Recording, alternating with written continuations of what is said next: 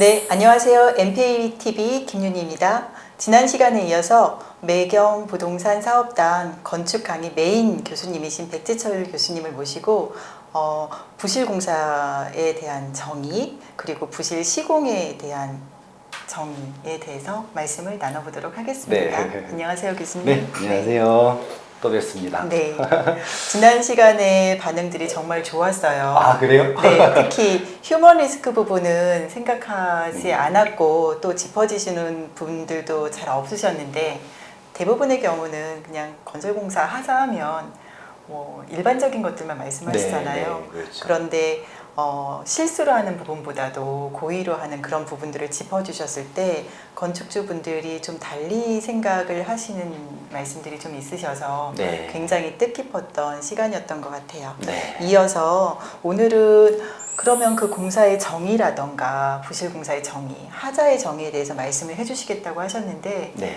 정의라는 게 딱 뭐 어떻게 콕 집어서 얘기를 할 수가 있는 건가요? 네, 어떻게 설명해 주실까요? 그 중요한 거는 네, 부실이냐 하자냐 하자가 아니냐 이제 그런 부분들을 판단하는데 우리 같이 이제 민간인들은 이게 좋은 건지 나쁜 건지 뭐가 찍어 먹어봐야 돼 그러고잖아요.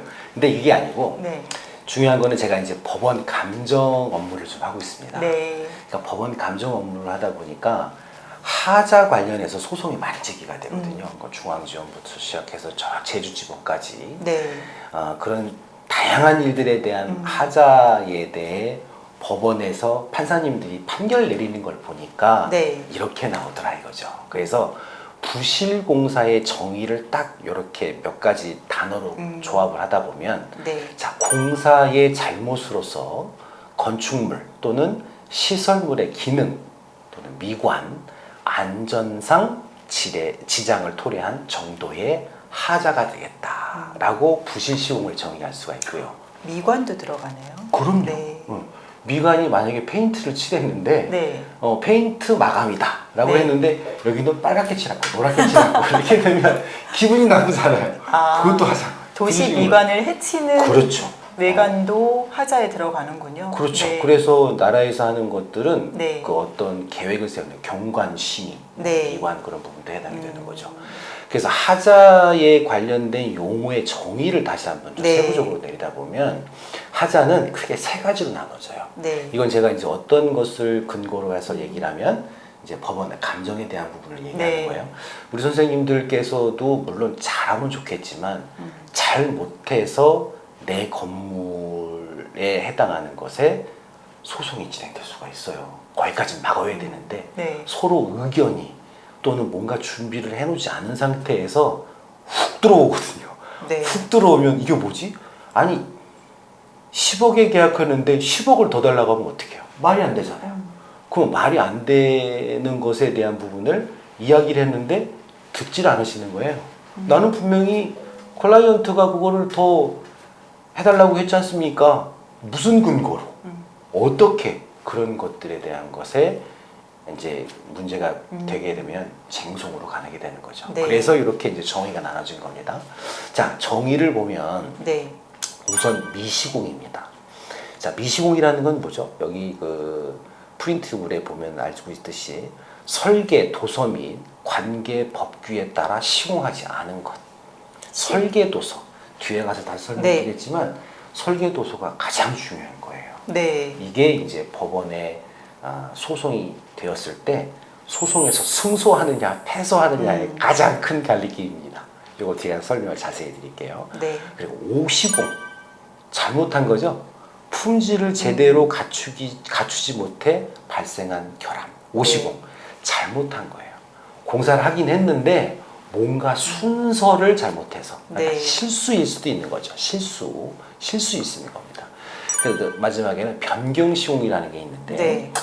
해당 설계 도서 및 관계 법규와 다르게 시공한 거예요. 네. 그러니까 예를 들어서 도면에 있는데 네. 도면에는 바닥에 네. 타일로 되어 있는데 타일로 하지 않고 건축주 또는 그 시공사 입장 마음대로 나 이걸로 좀 바꿔주세요 라고 말을 했다 이거죠. 그래갖고 이제 합헌마루로 바꿨어요. 네. 바꿨는데 실제로 도면은 안 바꾼 거예요. 그럼 뭐죠? 미시공이니까 네, 오시공 아닌가요? 변경시공이죠. 아, 그럼 변경시공에 변경시공인 해당하는 거예요.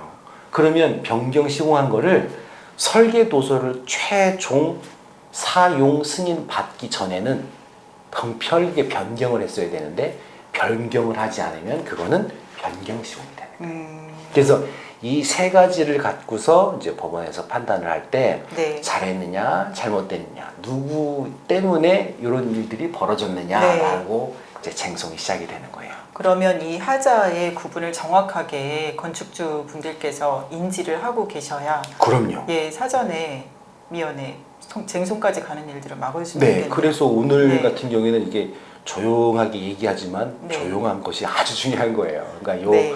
정의에 대한 부분을 정확히 아시고서 대응하는 거하고 네. 대응하지 못하고 차이는 승소하고 패소하고 그 차이입니다. 계약서만큼이나 중요한 부분이네요. 그럼요. 네. 이제 뒤에 설계도서 네. 얘기하겠지만 그래서 이제 디테일하게 얘기를 하면 그 미시공이라는 건 뭐냐 이제 설명을 한번 네. 글밥으로 한번 만들어봤습니다. 네. 자, 미시공이란 설계도서에 명시된 사항 자체를 이행하지 않은 거죠. 네. 아예 안 한 거야.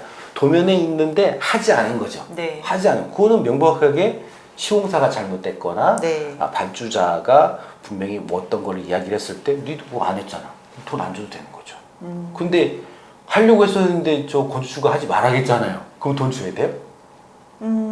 그래도 설계 안 줘도 도서 되는 거예요. 있으면 해야 되는 거 아니에요? 그렇죠. 그러니까 네. 이제 법원에서 판단했을 네. 때는 미시공했으니까 돈은 안 줘도 된다. 이제 이렇게 네. 판단이 납니다. 그러니까 사례는 뭐 창문 시공 자체가 누락이 됐다던가 난간대 설치를 누락했다던가 이제 네. 그런 것들이 얘기할 수 있겠죠.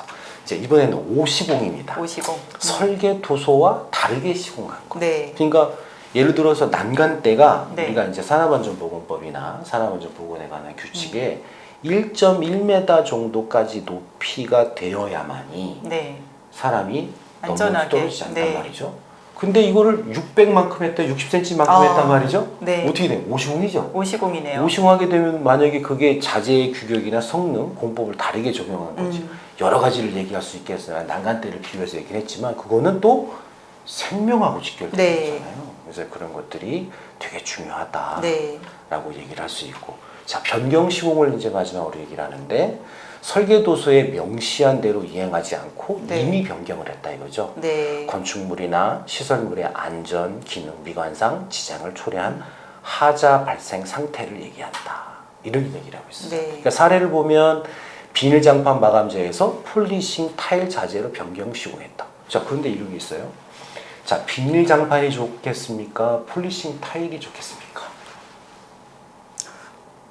용어부터 알아야 될 것 같은데요. 비닐장판은 우리 1970년대, 80년대 그냥 막장판이라는 네. 걸 얘기하고 폴리싱은 뭐예요? 폴리싱 타일이라는 고급 바닥재로 해가지고 우리 이제 요즘에는 강마루, 합판마루 네. 뭐 그런 거 까는데 타일로 깔잖아요. 그럼 더 비싼 거잖아요. 비싼 거죠. 그럼 변경 사례가 업그레이드 변경인 거네요? 업그레이드 변경인 거죠. 네, 근데 그것도 문제가 되나요? 자, 그런데 우리가 업그레이드 변경했으면 그냥 변경해 주는 건가요? 아니면 아니죠. 돈을 받고 네. 변경해 줄까요? 네. 돈 달라고 할 거잖아요. 그러겠죠. 건축주가 네. 아니 그 시공사에서. 시공사가. 네. 근데 건축주는 폴리싱 타일로 변경해 달라는 말을 한 적이 한 번도 없어요. 네. 그럼 어떻게 되는 거예요? 그러면 시공사가 임의적으로 한 임의적으로 거잖아요. 했다 이거죠. 그러면 왜냐하면 청구할 수가 없겠네요. 청구할 수 없는 게 뭐냐면 이 친구들이 예. 그 옆에서 건물을 짓다가 폴리싱 타일이 남은 거예요. 그럼 그걸 버리지도 그렇고 네. 그냥 쓴 거죠. 네. 그럼 나중에 돈 받을 줄 알고. 네. 근데 건축주 입장에서는 내가 원하지 않았는데 원하지도 않았는데 왜 그걸 깔았느냐는 거죠. 돈을 줘야 될까요? 그럼 줄 필요 없는 거네요. 안 줘도 돼요. 네. 그래서 이 변경 시공이라는 것이 네. 상향을 했던 하향을 했던 어떠한 이유가 명백하지 않으면 네. 그 부분에 대해서 페널티를 놓을 수밖에 없다. 그래서 이 부분은 설계 도서대로 하라는 반드시, 거죠. 그렇죠. 네. 반드시 건축주의 오다가 있거나 네. 아니면 변경된 사유에 대한 부분을 사전 아. 승인을 받아서 네. 그 부분을 사인을 받고 서로 협약을 한 다음에 합의하에 설계 한 것만. 변경을 하고 공사 진행해야 되는 거죠. 네. 이게 가장 중요한 거예요. 이것 때문에 이게 가장 분쟁이 많겠는데요. 분쟁이 엄청 네. 많죠. 엄청 많죠. 이거- 따져보면. 네. 근데 이제 실제로 이제 법원 감정을 해보면 네. 누구는 시켰다, 누구는 안 했다. 준빙이 없어요. 증빙이 오면 법원 감정인은 어떻게 하냐면 네. 조금이라도 신빙성이 있는 부분에 손을 들어줍니다. 근거가 없으면 할 수가 없어요. 법원 감정이 그렇습니다. 그래서 뒤에 가서 이제 설명을 드릴 건데, 그래서 오늘은 오시공, 네. 그리고 미시공, 그리고 변경 시공까지 오늘 알아봤고, 네. 다음 주에 또 다른 거를 또 한번 해봐야죠. 네, 그러면 다음 시간에는 부실 시공 예방에 대한 스킬에 아, 대해서 좋죠. 좀 더 깊이 있게 말씀 나눠주시죠. 네. 다음 회차가 가장 중요하겠는데요. 네, 재밌을 것 같아요. 네. 네, 감사합니다, 교수님. 네, 감사합니다. 네, 감사합니다.